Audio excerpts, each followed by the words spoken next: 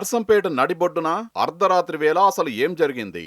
Municipal revenue అధికారులు భారీ police బలగాలతో కలిసి సాధించిన గొప్ప విజయమేంటి?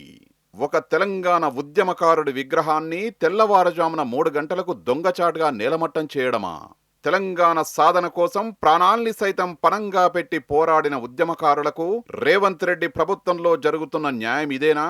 పెద్ది సుదర్శన్ రెడ్డి ప్రజాదరణను చూసి, ఆయన పట్ల ప్రజల్లో ఉన్న అపారమైన అభిమానాన్ని చూసి అసూయతోనే రేవంత్ రెడ్డి ప్రభుత్వం ఈ స్థాయి దిగజారుడు రాజకీయాలకు పాల్పడుతోందా?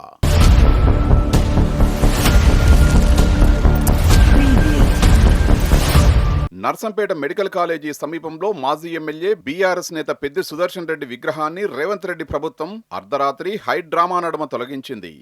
ఏదో శత్రుదేశంపై దాడికి వెళ్లినట్లుగా వందలాది మంది పోలీసులను మోహరించి అర్ధరాత్రి వేళ వీధులను దిగ్బంధించి విగ్రహాన్ని పక్కకు జరిపి ఆ గద్దెను దారుణంగా కూల్చివేశారు.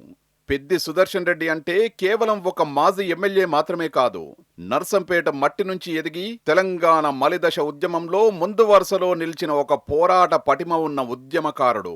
అలాంటి నాయకుడి ప్రతిమను చూసి ఈ కాంగ్రెస్ ప్రభుత్వం ఎందుకు ఇంతలా భయపడుతోంది? అందరికీ నమస్కారం. నిన్న రాత్రి అర్ధరాత్రి పోలీసులు, అధికార యంత్రాంగం, కాంగ్రెస్ నాయకులు దివంగత నేత, ప్రజల గుండెల్లో గుడిగట్టుకున్నటువంటి పెద్ది సుదర్శన్ రెడ్డి గారి విగ్రహాన్ని రాత్రి తొలగించడం జరిగింది. దీన్ని తీవ్రంగా బీఆర్ఎస్ పార్టీ ఖండిస్తుంది. ఒక ప్రైవేటు స్థలంలో డాక్టర్ విద్యాసాగర్ అనే అతని యొక్క స్థలంలో అభిమానంగా అతను నిర్మించుకున్నటువంటి పెద్ది సుదర్శన్ రెడ్డి గారి విగ్రహాన్ని అక్రమంగా, అన్యాయంగా నోటీస్ ఇవ్వకుండా తొలగించడం మేము తీవ్రంగా ఖండిస్తున్నాం. ఈ మధ్య కాలంలో అకాల మరణం చెందినటువంటి దివంగత నేత, ప్రజల గుండెల్లో గుడిగట్టుకున్నటువంటి పెద్ది సుదర్శన్ రెడ్డి గారి విగ్రహాన్ని మీరు తొలగించవచ్చు. కానీ ప్రజల్లో ఆయన చేసినటువంటి సేవలు, నర్సంపేటకు తీసుకొచ్చినటువంటి మెడికల్ కాలేజ్ కావచ్చు, మెడికల్ హాస్పిటల్ కావచ్చు, అనేక రకమైన అభివృద్ధి కార్యక్రమాలు ప్రజల గుండెల్లో నిలిచిపోయి ఉన్నాయి. మీరు విగ్రహాన్ని మాత్రమే కూల్చేశారు, కానీ ప్రజల గుండెల్లో నుంచి ఆయనను తీసేయలేకపోయారు.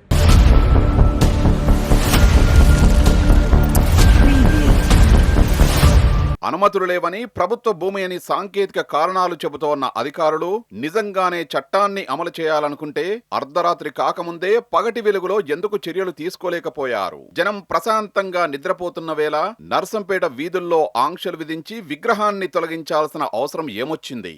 ఇది కేవలం సాంకేతిక కారణాలతో చేసిన విగ్రహ తొలగింపు మాత్రమే కాదు, తెలంగాణ ఉద్యమకారుల గొంతును, ఉద్యమ గుర్తులను తొక్కిపెట్టాలని రేవంత్ ప్రభుత్వం పక్కా ప్రణాళికతో చేస్తోన్న కుట్రపూరిత రాజకీయం కాదా?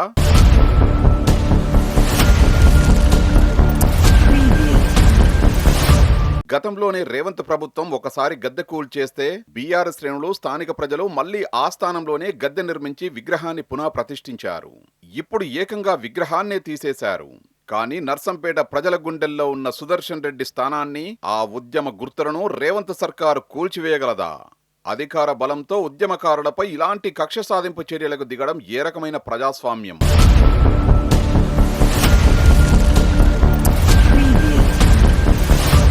బీఆర్ఎస్ శ్రేణులు, స్థానిక ప్రజలు ఈ పిరికి పంద చర్యపై తీవ్రంగా భగ్గుమంటున్నారు. అక్రమ అరెస్టులతో నిరసనల్ని, ఉద్యమ స్ఫూర్తిని ఆపాలని చూస్తే నిప్పును కొంగున ముడేసుకున్నట్లే అవుతుంది. అర్ధరాత్రి చీకటి బాగోతాలు తాత్కాలికంగా గెలిచినట్లు కనిపించినా రేపు ప్రజాక్షేత్రంలో ప్రజలు ఇచ్చే తీర్పు ముందు ఈ కక్షపూరిత రాజకీయం ఓడిపోక తప్పదు.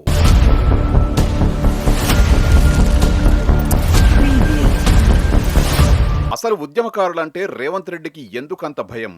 పెద్ది సుదర్శన్ రెడ్డికి ప్రజలు నీరాజనాలు పడుతుంటే ఆయన వెంట నడుస్తున్న జన సందోహాన్ని చూసి రేవంత్ ప్రభుత్వం వణికిపోతోందా? ఇదేనా కాంగ్రెస్ ప్రభుత్వం తెలంగాణ ఉద్యమకారులకు ఇచ్చే గౌరవం?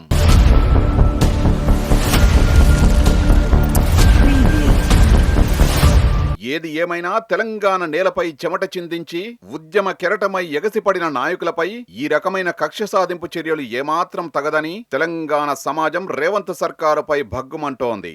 అధికారులను ముందు పెట్టి అర్ధరాత్రి వేళ చేసే ఈ దొంగదాడులు కాంగ్రెస్ ప్రభుత్వ పిరికిపందతనానికి నిదర్శనం. విగ్రహాలను కూల్చగలరేమో కానీ నర్సంపేట ప్రజల గుండెల్లో చెరగని ముద్ర వేసుకోన్న ఉద్యమ స్ఫూర్తిని, ప్రజాదరణను రేవంత్ ప్రభుత్వం ఏనాటికీ కూల్చలేదు. కాలం ఎల్లప్పుడూ ఒకేలా ఉండదు.